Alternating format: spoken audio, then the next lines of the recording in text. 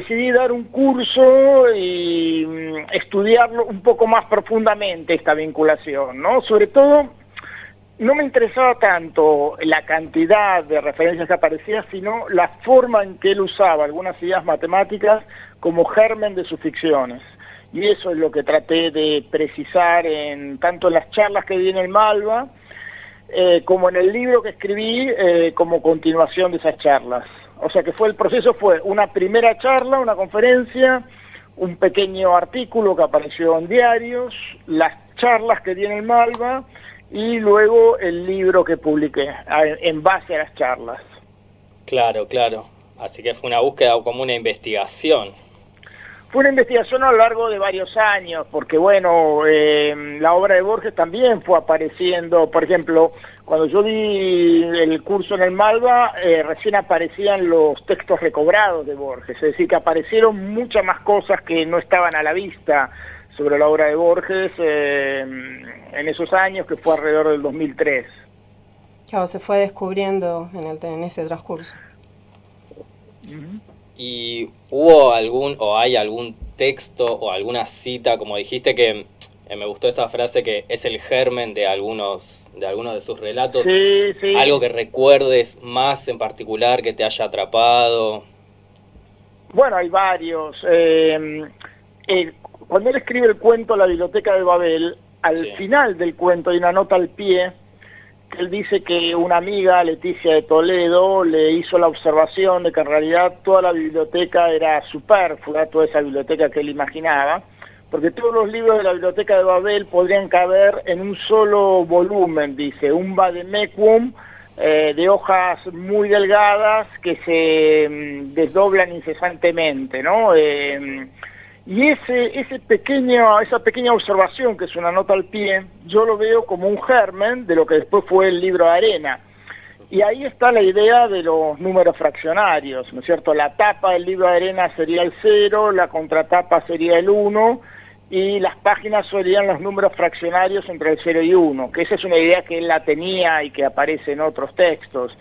Es decir, de algún modo él, con esa idea de que entre dos números fraccionarios siempre hay un intermedio, concibe un libro donde vos no podés encontrar la primera página, ¿no? Y un libro en donde están todos los libros, pero nada tiene sentido en el fondo, porque no podés encontrar la página siguiente a la que estás leyendo, ¿no? Cuando vos querés ir a la página siguiente, siempre se interponen otras, siempre se intercalan otras.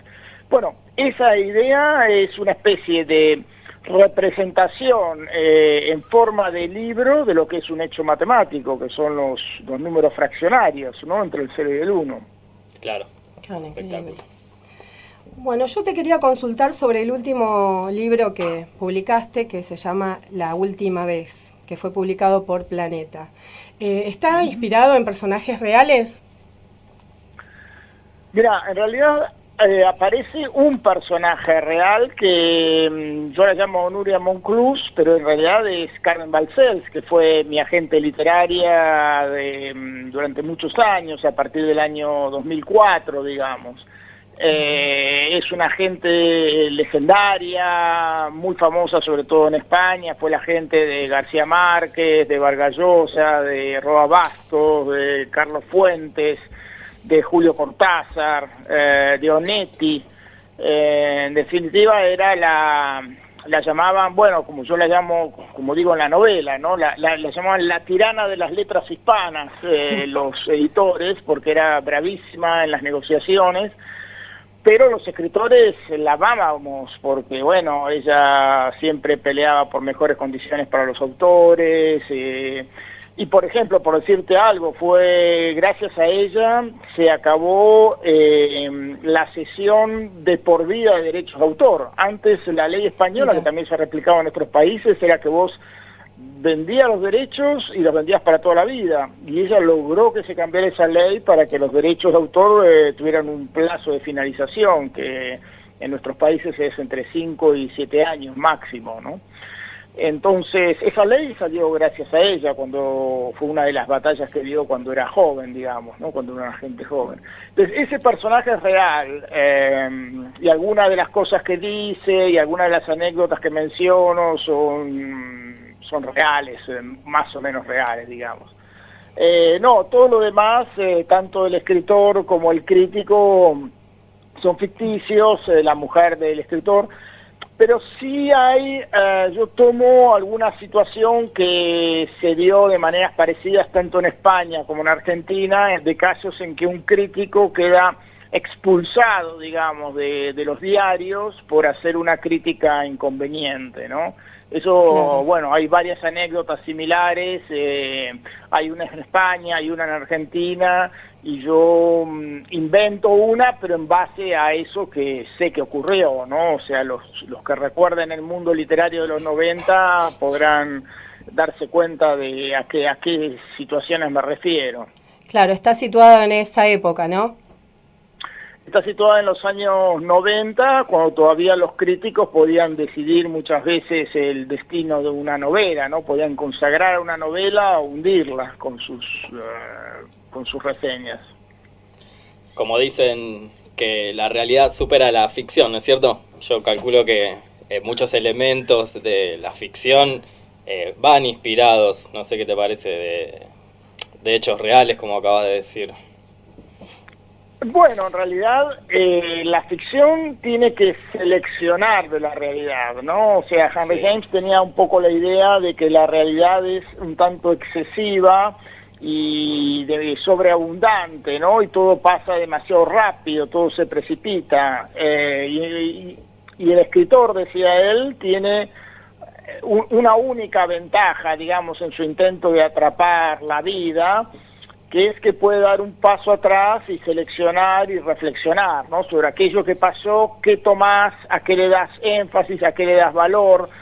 Entonces, en el fondo, muchas veces la tarea de un escritor es quedarse con menos hechos de los que hay en la realidad, ¿no? Porque a veces hay situaciones, por ejemplo, una acumulación de desgracias que serían imposibles de convertir en un buen material narrativo, porque justamente cuando las desgracias se acumulan una tras otra, como se dice de las obras de teatro, ¿no? Un drama que dura más de 5 actos se transforma en una comedia, es decir, cuando la tragedia es tan abrumadora, se convierte en supuesto. Sí, parece inverosímil.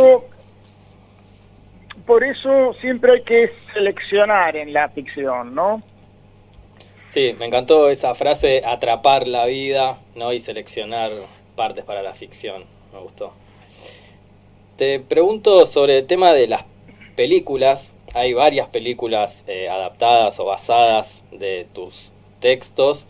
Quería preguntarte dos cosas referidas a esto. Primero, si seguís cuenta de cuántas películas hay basadas en tus textos. Bueno, es muy fácil la cuenta, en realidad son 4, sí. Y una se hizo 2 veces.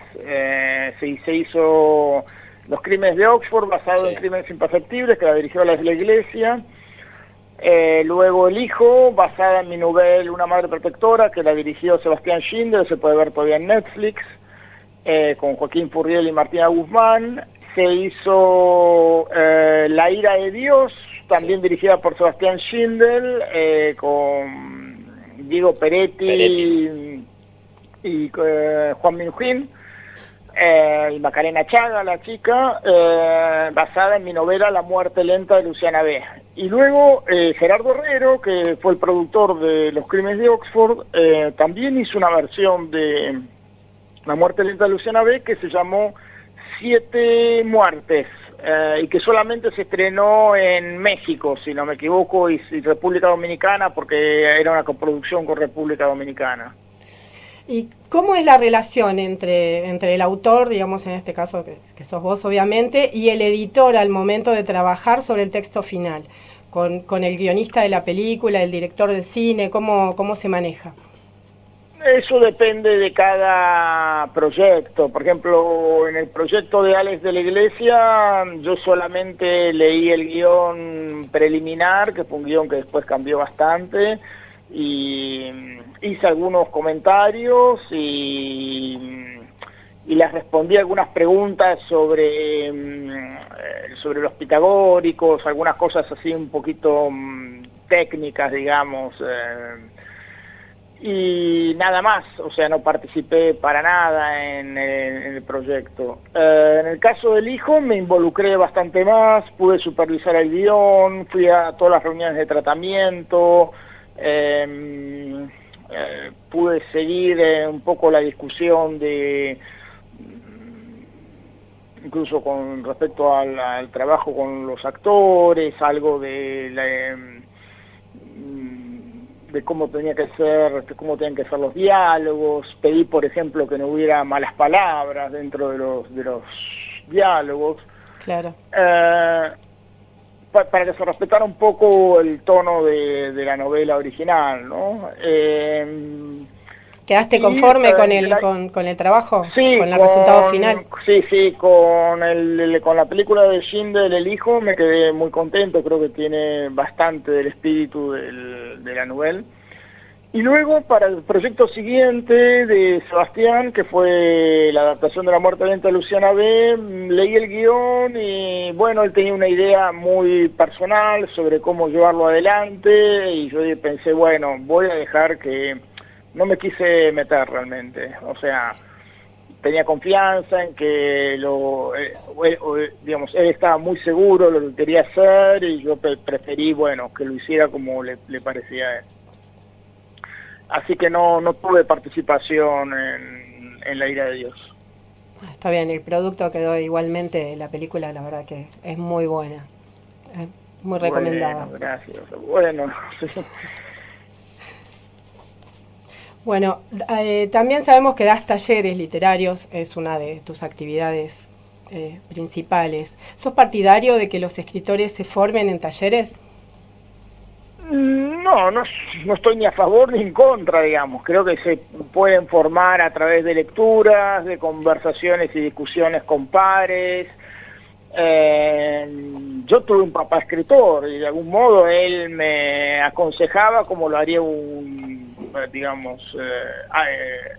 alguien que dirige un taller, en ese mismo sentido. Y después pasé por el taller de Liliana Hecker, y la experiencia de crítica era más o menos parecida, de manera que y los escritores de los años 60 de algún modo se leían entre sí, se criticaban entre sí, y en el fondo eso es un taller literario, un lugar donde se reúne un grupo de personas que están tratando de escribir y tratan de hacer observaciones leales, críticas constructivas, y mejorar entre todos lo que cada uno escribe.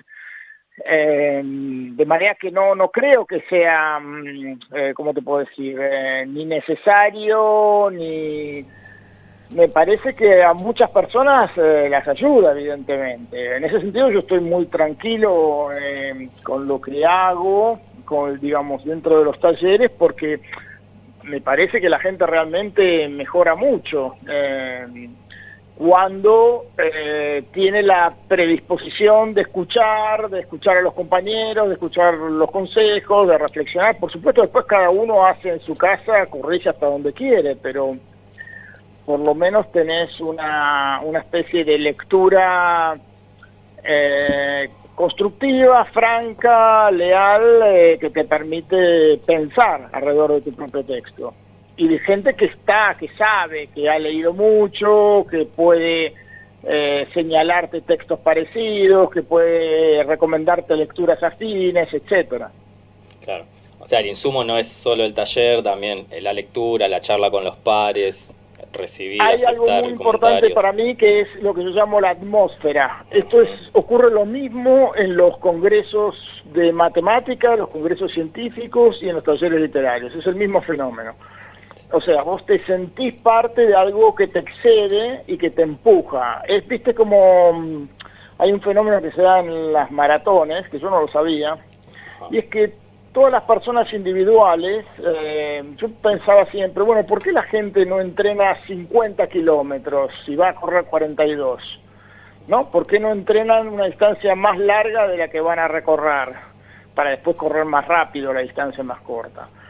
Parece que en realidad es un poco al revés, o sea, nadie llega en el entrenamiento a los 42, solamente llegan cuando están en el grupo. Es como si el grupo los empujara más allá de sus fuerzas, más allá de sus límites, ¿no? O sea, hay algo que funciona del grupo que les permite